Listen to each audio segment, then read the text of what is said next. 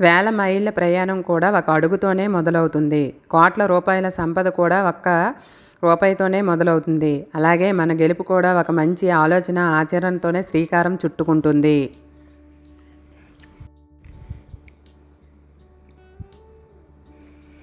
నీ ప్రాణం పోతున్నా నీ ప్రయత్నాన్ని అస్సలు ఆపకు. ఒకవేళ నువ్వు నీ ప్రయత్నం ఆపావు అంటే నీ ప్రాణం పోయినట్టే లెక్క.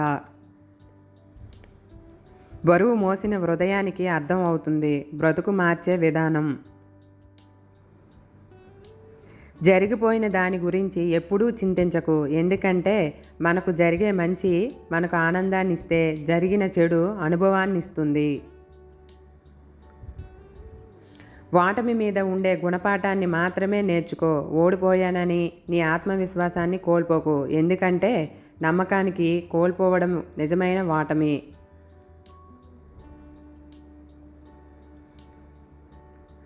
ఒక మనిషి తన ఆధీనంలో కాకుండా ఎదుటి మనిషి ఆధీనంలో బ్రతికడమే నిజమైన బానిసత్వం. ఉన్నత లక్ష్యాలను సాధించే క్రమంలో తాత్కాలిక ఆనందాలను త్యాగం చేయవలసిందే.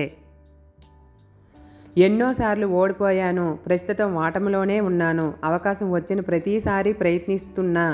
మరో 100 సార్లు ఓడిపోవడానికైనా సిద్ధమే ఆ ఒక్క గెలుపు పొందడానికి. విజేతలకు ఉన్న అసలైన సవాలు తిరిగి తమ విజయాన్ని నిలబెట్టుకోవడమే.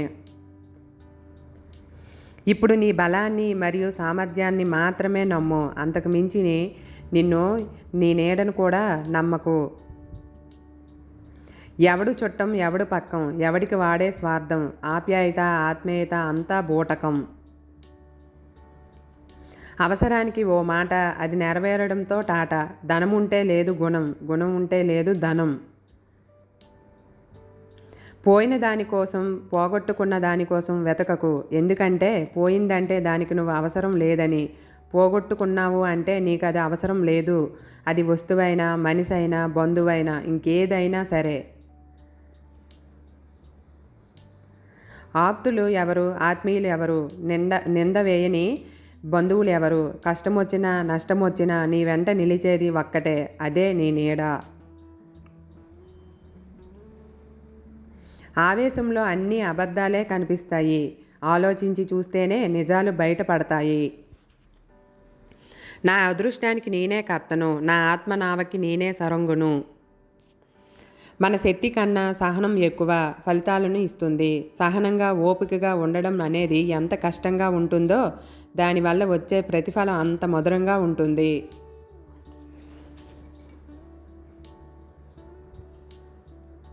నిర్ణయం తీసుకున్నాక దారి ఎలా ఉన్నా గమ్యం చేరవలసిందే. శ్రమ నీ ఆయుధం అయితే విజయం నీ బానిస అవుతుంది. ఏది శాశ్వతం కాదు. అది గెలుపైనా ఓటమైనా, దుఃఖమైనా బాధైనా. అది గుర్తు చేసుకుంటే మనం ఎప్పుడూ సంయమనంతో ఉండగలము. చిన్న పనే కదా అని నిర్లక్ష్యం చేయకండి. చిన్న విత్తనం నుండే మహావృక్షం ఉద్భవిస్తుందని మరువకండి. విలువైన బాధ్యతలు మోసిన వాళ్ళే విలువైన మాటలు చెప్పగలరు.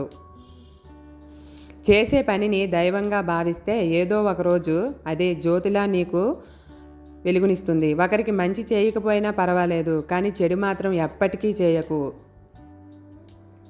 నాకు పగలు సూర్యుడు, రాత్రి చంద్రుడు ఉన్నాడు. నేను పేదవాడిని ఎలా అవుతాను? పర్వతాలు పిండి చేసే సమయం రాని, 1,00,000 కష్టాలలో ఒక్కసారిగా రాని, 1,000,000 సార్లు గుండెలు పగలని, ఈ ప్రపంచమే కలిసి నిన్ను ఒంటరి వారిని చేయని, చివరకు ఆ కాలయముడే వచ్చి నీ ముందు నిలబడని. ఓ ధీరా హృదయుడ, బెదరకు చెదరకు. నీ వద్ద అద్భుతమైన ఆయుధం ఉంది. అదే నీ ఆత్మవిశ్వాసం. ఒంటరితనాన్ని మించిన స్నేహితుడు ఉండడు. ఒంటరితనమే అన్నీ నేర్పిస్తుంది. నీ దగ్గర పైసలు లేనప్పుడు, నీ తోడు అంటూ ఎవరూ రానప్పుడు, నేను అనే భావన చాలా భారంగా, బంధం అనే పదం చాలా చిన్నదిగా కనిపిస్తుంది. రేపు చేయాల్సిన పనిని ఈరోజే చేయి. ఈరోజు చేయవలసిన పనిని ఇప్పుడే చేయి. మీకు నచ్చిన పని మీరు బాగానే చేస్తారు, కానీ ప్రతి పని మీకు నచ్చేట్లు చేయడమే విజయ రహస్యం. యుద్ధం గెలిచేంత వరకు ఏ శబ్దమూ చేయకు. ఎందుకంటే నీ విజయమే ప్రపంచానికి పెద్ద శబ్దమై వినపడాలి. వెళ్ళే దారిలో కాలికి ముళ్ళు గుచ్చుకుందని ఆగిపోకు. కంటిలో గుచ్చుకోలేదు కదా, ముందుకు సాగిపో. ఓ భగవంతుడా, నేను చేసే తప్పులు నాకు గుర్తు చేయి. మళ్ళీ ఆ తప్పులు చేయకుండా ఉండడానికి ప్రయత్నం చేస్తా. చదివినప్పుడు వచ్చిన గెలుపు కన్నా గాయం తగిలిన తర్వాత చదివితే వచ్చే గెలిపే గంభీరంగా ఉంటుంది. మనం ఏదైనా ఒక పనిని చేస్తే అది మనకంటే బాగా ఇంకెవరూ చేయడానికి వీలు ఉండకూడదు. తప్పు చేశాను అని బాధపడుతూ సమయాన్ని వృధా చేయకు. ఆ తప్పుని సరిదిద్దుకునే మార్గం ఆలోచించు. ఎందుకు ఎల్లప్పుడూ నీ చుట్టూ ఎవరూ లేరని కుంగిపోతావు? వెంటనే ఊపిరాడడం లేదా? ప్రాణం పోయినట్టుగా ఉంటుందా? అప్పుడే మర్చిపోయావా? తల్లి గర్భంలో కూడా 9 నెలలు ఒంటరిగానే ఉండేవాడివి. అయినా ఈ సృష్టిలో నువ్వే కాదు, జగతికి పగలు వెలుగునిచ్చే సూర్యుడు ఒంటరివాడే, రాత్రి వెన్నెల కురిపించే చంద్రుడు కూడా ఒంటరివాడే.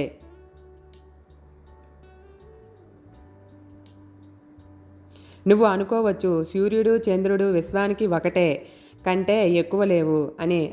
అందుకే ఎవరితోడు కోరుకోలేడు అని. మనుషులు లాగా కొన్ని లక్షల కోట్లు ఉన్న నక్షత్రాలు కూడా ఏ రెండూ కలిసి ఉండవు. నువ్వు తెలుసుకోవాల్సింది, ఎవరు ఎవరి కోసము ఊరికే రారు.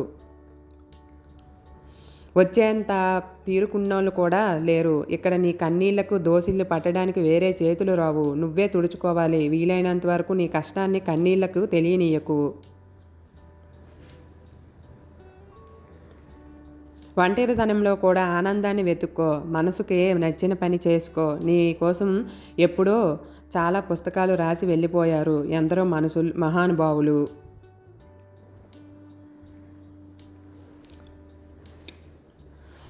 ఒక్కసారి అని తిరగేసి చూడు. అవి మళ్ళీ నీకు నువ్వు దొరుకుతావేమో చూడు. అంతేకాని ఇలా ఎప్పుడూ కర్రపై ఆధారపడే తీగ చెట్టులాగా మాత్రం అస్సలు ఉండకు. ఒక నాయకుడు ఎలా ఉంటే అతడి సైన్యం రాజ్యం కూడా అలాగే ఉంటుంది. అది మంచి అయితే మంచి, చెడు అయితే చెడు.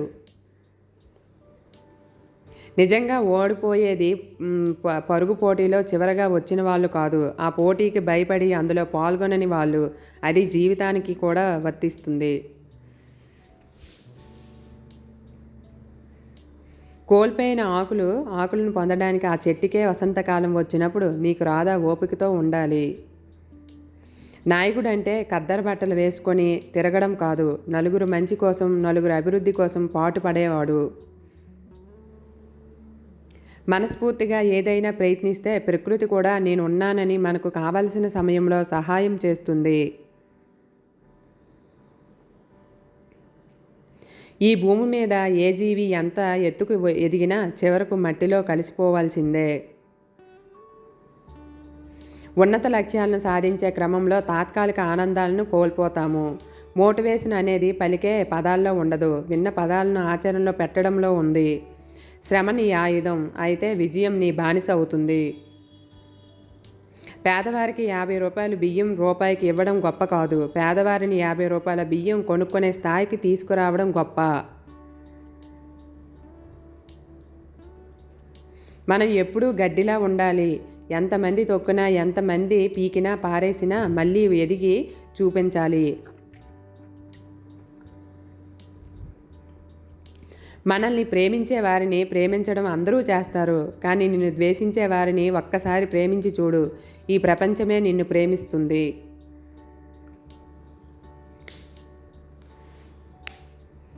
ప్రతి ఒక్కరి జీవితం ఒక పుస్తకం. అందులో రాసుకున్న ఒక పేజీ మాత్రమే కష్టాలు, బాధలు.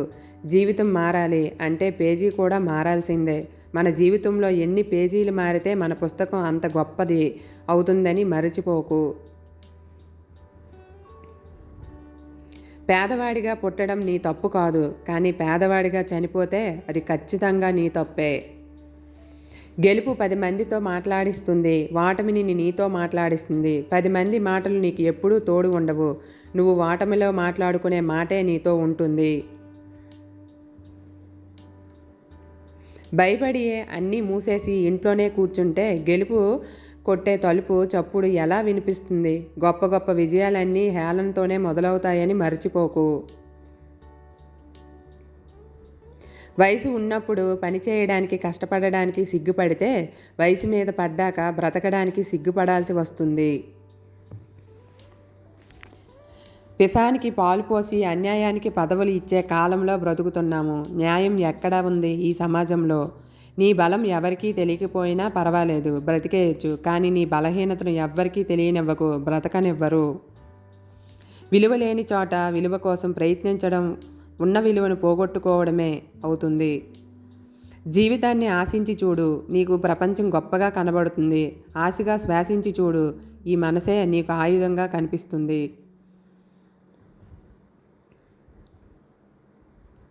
మనం రికార్డ్ చేసిన వాయిస్లో కూడా వేవ్ ఉంటుంది. ఆ వేవ్ కూడా పడినా పైకి లేస్తుంది. పరులకు మనం నచ్చితే అందం, మనల్ని మనం ఇష్టపడితే ఆనందం. అందం కన్నా ఆనందమే మిన్న. క్లిష్ట పరిస్థితుల్లో ధైర్యంగా నిలబడితే మన కష్టం నిష్ఫలం కాదు. ఉపవాసం చేస్తేనే దేవుడు సంతరిస్తాడనుకుంటే ఒక్క పూట తిండి లేక అలమటిస్తున్న ప్రతి ఒక్కరూ ఎప్పుడో ధనవంతులు అవ్వాలి.